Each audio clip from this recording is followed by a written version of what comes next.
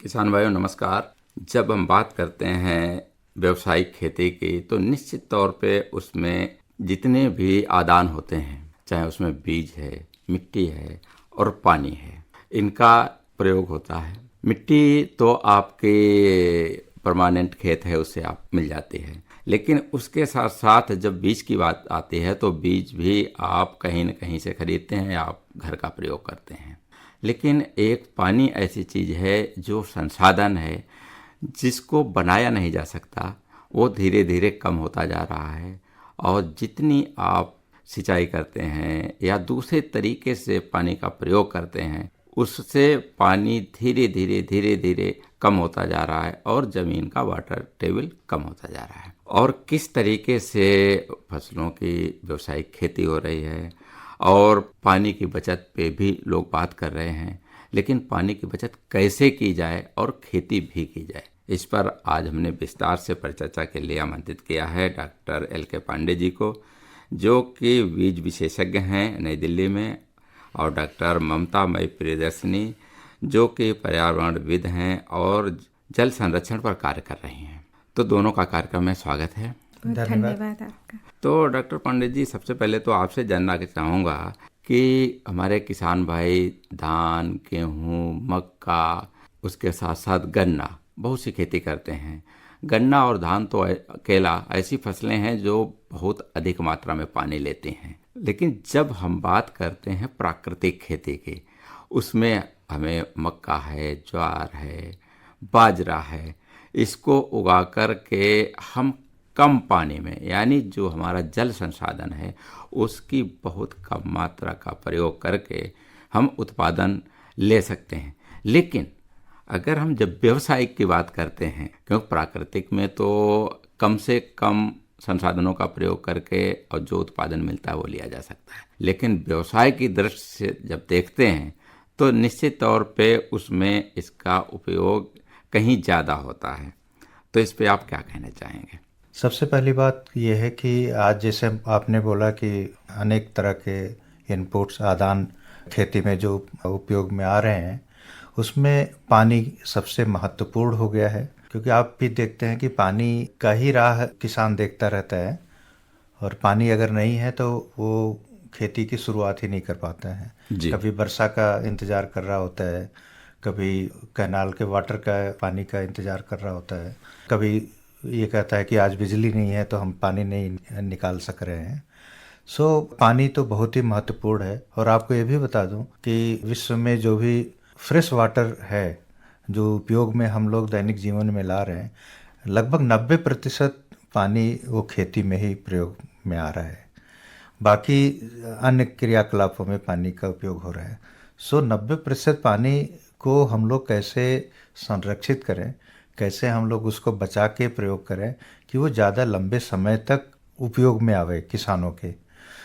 इसके ऊपर हम लोग किसानों को अवेयर करते रहते हैं कि भाई ये जो फसलें हैं, इन फसलों के चुनाव में भी उनको बड़े ध्यान देने की ज़रूरत है कि कितनी मात्रा की पानी उनको उपलब्ध है और उस प्रकार की फसल वो अपने प्रयोग में लावें या उपजावें, एक चीज़। दूसरा यह है कि जिस तरह से क्लाइमेट चेंज की बातें आज चल रही हैं जी, तो निश्चित रूप से एक क्षेत्र जो किसी समय में किसी खास फसल के लिए ज़्यादा उपयुक्त था, आज वो हो सकता है वो किसी दूसरे फसल के लिए अब उपयुक्त हो रहा हो, और वो जो पुरानी परंपरागत फसलें हैं शायद उसके लिए वो उपयोगी अब नहीं रह गया है।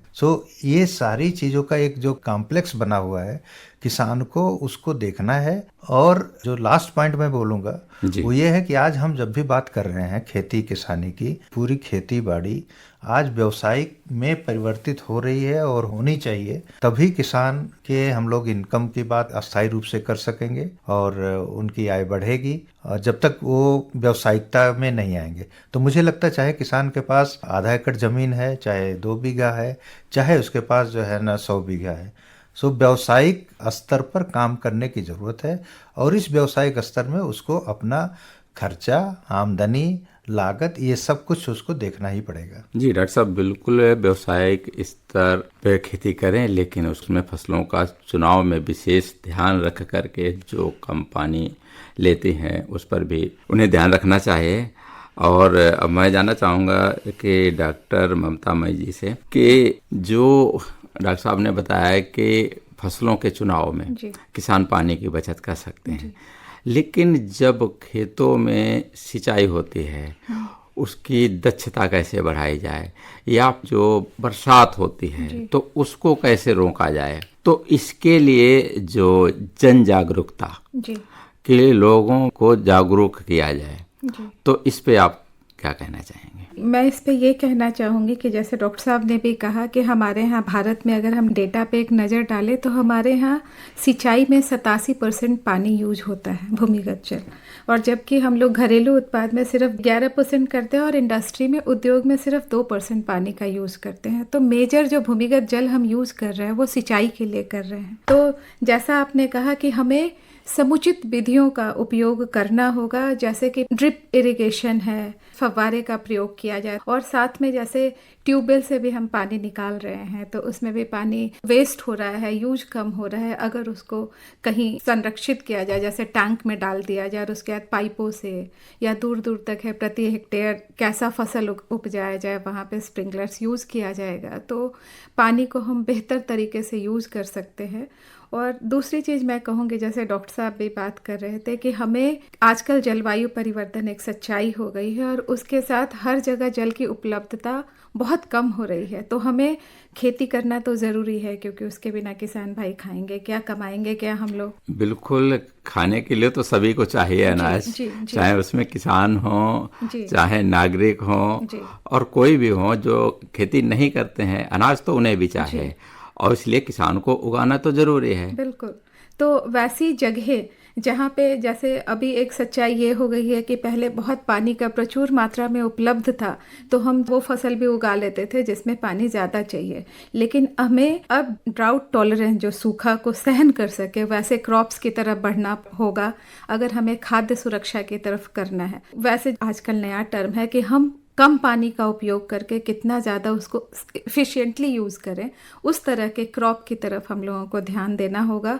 और साथ में फसल, चक्रीय फसल जो कहते हैं कि अगर हमने वैसे फसल उपजाई, उसके बाद क्रॉप डाइवर्सिफिकेशन के दूसरी फसल, अगर जैसे लेग्यूम उगाया, उसके बाद हमने मक्का उपजाया, इस तरह से करके पानी को हमें वहाँ, एक तो मिट्टी की नमी भी बनी रहेगी अगर हम फसल चेंज करेंगे, और साथ ही साथ जैसे मॉइस्चर सेंसर आजकल नया टेक्निक है कि वहाँ से हम पानी की कितनी नमी है उस तरह से सिंचाई कितना हम कर सकते हैं, इस पे ध्यान हमें देना होगा। साथ में जैसे आपने कहा कि जो हमारे पॉन्ड्स हैं, तालाब हैं, वो ख़त्म हो रहे हैं, उनको गाद भर रही है, सब उस पर कंक्रीट के जंगल बन रहे हैं, हम लोगों को उसको पुनर्जीवित करने की ज़रूरत है, जीर्णोद्धार करना पड़ेगा उनका, जिससे कि हमें पानी मिल सके सिंचाई के लिए।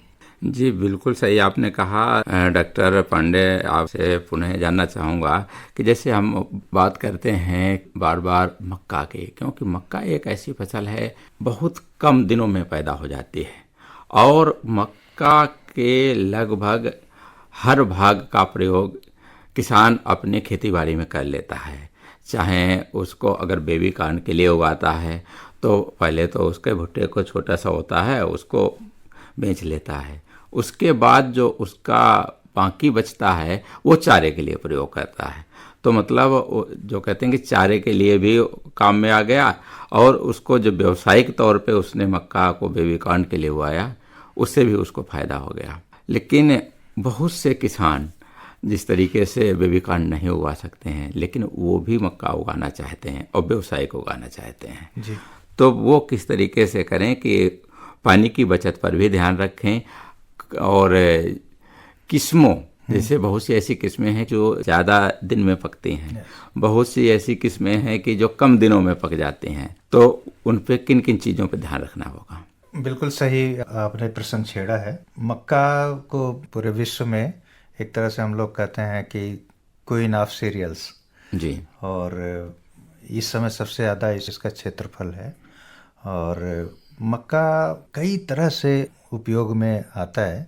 आपने जैसे खुद ही कहा कि उसका हर भाग एक तरह से इकोनॉमिकल वैल्यू है उसकी, और इसके साथ साथ मैं आपको बता दूं कि मक्का का जो दाना है लगभग 40% के ऊपर तो खाली पोल्ट्री में जा रहा है। तो सबसे बड़ी इंडस्ट्री जो यूज कर रही है मक्के को वो तो पोल्ट्री इंडस्ट्री है, फिर आपके लाइव स्टॉक है, उनके एनिमल फीड में जा रहा है।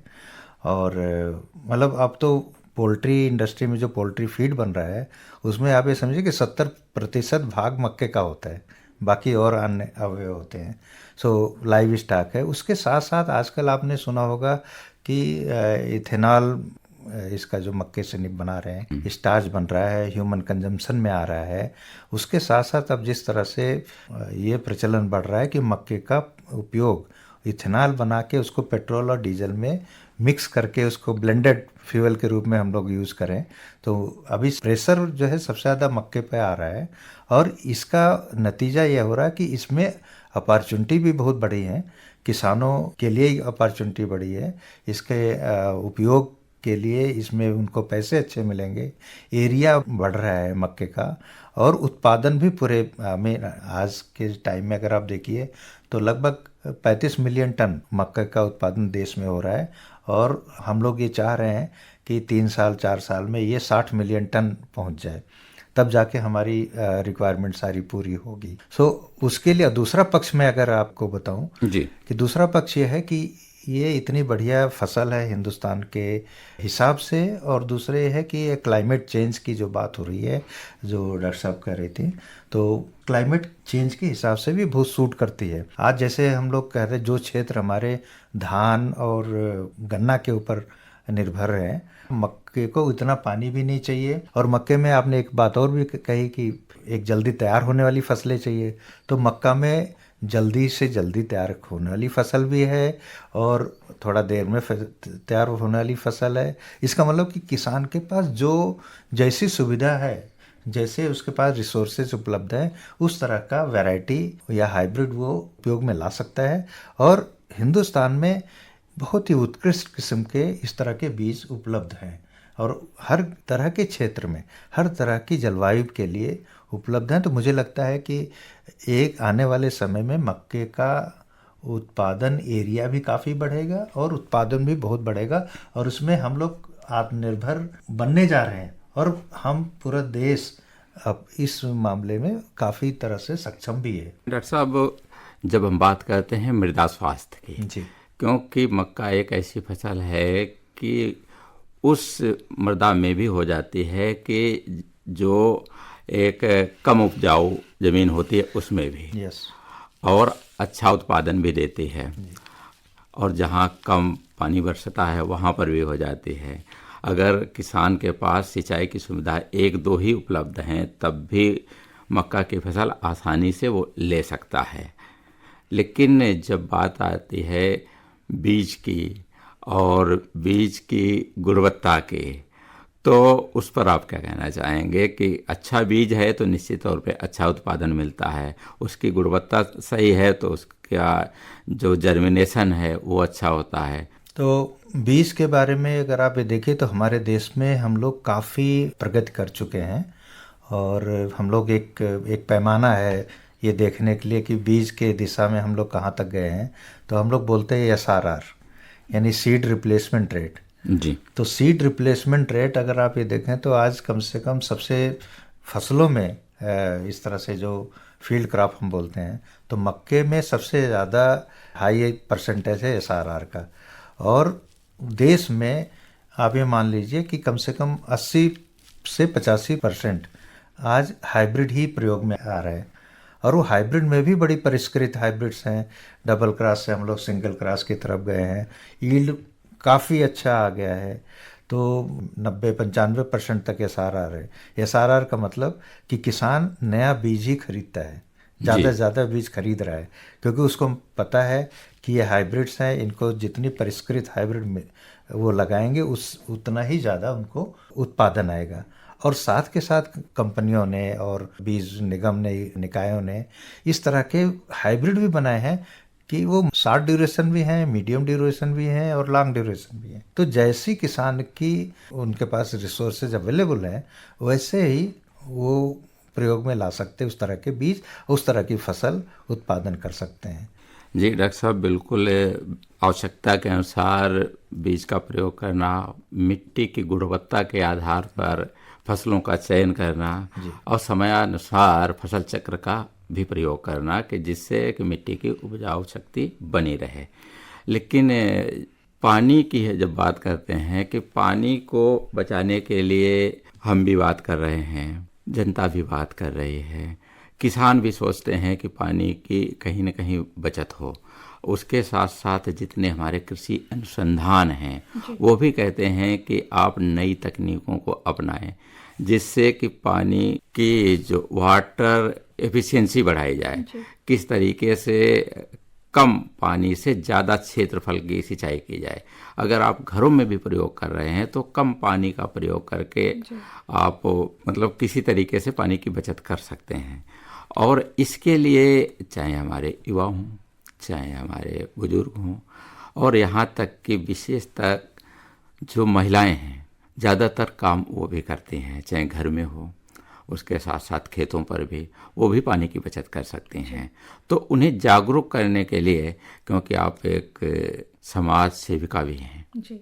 और पर्यावरण संरक्षण की भी बात करते हैं जी। तो किस तरीके से आप जागरूक कर रही हैं? अच्छा कहा आपने कि ग्रामीण क्षेत्र हो या शहरी क्षेत्र में जो महिलाएं हैं उनका भी एक बहुत बड़ा योगदान है, और युवा और जो बच्चे हैं जिनको बचपन से ये सिखाया जाए। तो इसमें हम लोग 3S कहते हैं, संरक्षण, संवर्धन और संचयन। हमें संरक्षण करना पड़ेगा, उसके लिए जन जागरूकता करनी पड़ेगी कि पानी का एक बूंद अगर खेतों में जा रहा है, कहीं पाइप फटा हुआ है, उसको किस तरह से यूज किया जाए उस पानी को। अगर वर्षा का पानी आ रहा है, वर्षा के पानी को हम कहीं संचयित करें।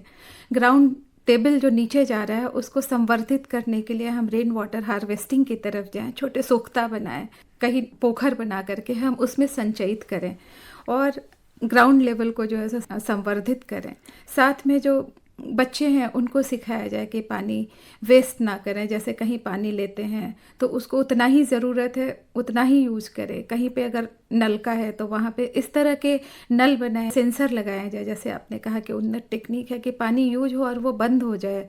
महिलाओं को कहा जाए कि जो पानी आप पीने के लिए यूज़ करते हो उसके बाद अगर वेस्ट हो रहा है तो उसको आप घरेलू कार्यों में यूज़ करो। इस तरह से हम पानी के प्रति लोगों में एक संवेदना जागृत करें, उन लोगों को ये अपने में आए कि हम इसको किस तरह से संरक्षित कर सकते हैं जिससे आने वाली पीढ़ियों के लिए हम पानी को सुरक्षित रख सकते हैं। तो इसके लिए जागरूकता मुझे लगता है हर घर में चेतना जगाने की ज़रूरत है, और इसमें आप लोगों का प्रयास बहुत अच्छा, हम लोग सब मिलकर इस पे काम कर। जब हम पर्यावरण की बात करते हैं और पर्यावरण में पहले 15 दिन, महीने बरसात होती रहती थी और बिल्कुल सूरज देखने को नहीं मिलता था, लेकिन अब धीरे धीरे बरसात कम होती जा रही है। कहीं न कहीं उसके प्रति हम भी दोषी हैं कि पहले हम पेड़ों की अंधाधुंध कटाई कर रहे हैं। अगर हम वृक्षारोपण करें जिससे एक तो हमारी जमीन धूप से नियंत्रित करेगी और दूसरे कहते हैं कि बादल भी पेड़ों की तरफ ही आकर्षित होते हैं। पहाड़ों पे ज़्यादा वर्षा होती है क्योंकि पहाड़ों पे पेड़ पौधे ज़्यादा होते हैं। तो कहीं वृक्षारोपण की तरफ भी ध्यान दिया जाए कि जिससे कि जल संरक्षण ही नहीं वर्षा को भी आमंत्रित किया जाए। बहुत सही कहा आपने। जैसे कि वृक्षारोपण करने से जैसे एक वर्षा को भी हम आमंत्रित करते हैं, सॉइल का क्षरण भी रोकते हैं, सॉइल इरोजन की जो बात करते हैं, मिट्टी को बांध के रखते हैं, और साथ में तापमान नियंत्रण रहता है। पानी जितना अगर पेड़ नहीं होंगे और धूप बहुत ज़्यादा होगी तो उतना ही तापमान जो है बढ़ेगा और मिट्टी में जो नमी है उतना ही कम भी होगी। वृक्ष अगर हम लगाएंगे तो वो वाटर टेबल को भी थोड़ा सा बचाएगा, और दूसरी बात है कि बारिश होगी तो वो प्रॉपर ग्राउंड टेबल को रिचार्ज करेगा। तो डॉक्टर एल.के. पांडे जी, अंत में आप किसान भाइयों को क्या कहना चाहेंगे कि किस तरीके से खेती भी करें और पानी की बचत पे विशेष ध्यान दें? मेरा एक संदेश यही होगा कि किसान भाइयों के हाथ में पानी सबसे ज़्यादा है और इसलिए जिम्मेदारी भी सबसे ज़्यादा है, और आने वाली पीढ़ियां हमारे को तभी अच्छे मानेंगी अगर हम लोग इस पृथ्वी को जैसे हमने पाया था वैसे या उससे बेहतर छोड़ के जाएं। सो दूसरा है कि धीरे धीरे फसलों की डाइवर्सिफिकेशन करने की ज़रूरत है, और उनमें थोड़ी मिक्स क्रॉपिंग भी ऐसी करी जाए कि अगर एक फसल के लिए हम लोग सिंचाई कर रहे हैं तो हो सकता है कोई सब्सिडरी उसमें फसल ऐसी भी हो कि जो साथ साथ उसको भी उतने पानी में ही उसी में एडजस्ट होकर कुछ एडिशनल क्रॉप भी दे दे, तो उससे मिट्टी की उर्वरकता भी बढ़ेगी और दूसरी 2 एडिशनल फसल होएगी, जिसको हम लोग कहेंगे इंसेंटिव मिल गया किसान को, जो मुख्य फसल है। जी, डॉक्टर एल के पांडे जी और डॉक्टर ममता मई प्रियदर्शनी जी, निश्चित तौर पे आज बहुत अच्छे विषय पे बात की कि किस तरीके से फसलों की व्यावसायिक खेती भी की जाए और पानी की बचत करते हुए आप किसान भाइयों को जागरूक करने की भी बात हुई है। दोनों का बहुत बहुत धन्यवाद। निश्चित तौर पे इस बातचीत से हमारे किसान भाई फायदा उठाएंगे।